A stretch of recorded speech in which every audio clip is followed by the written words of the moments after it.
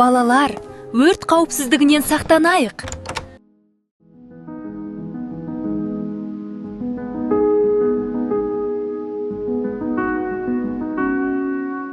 Балалар, біз өз қауіпсіздігіміз үшін үйде және балабақшада өрт шығатын заттардан барынша аулақ жүрейік. Үйіміз қауіпсіз болу үшін кішкентай ғана ережелерді сақтау жеткілікті. Телефон толығымен қуаттанған соң тоқта қалдырмаңыз. Сым қызып, өрт шығуы мүмкін. Газды ашық қалдыруға болмайды. Бір ғана минуттық бейғамдық бүкіл үйге қауіп төндіреді. Сіріңке мен оттықты балалар мен жануарлардың қолы жетпейтін орынға қойыңыз. Бір ғана сіріңке үлкен өртке себеп болуы мүмкін. Түтін иісін сезсеңіз, бірден 112 нөміріне хабарласыңыз.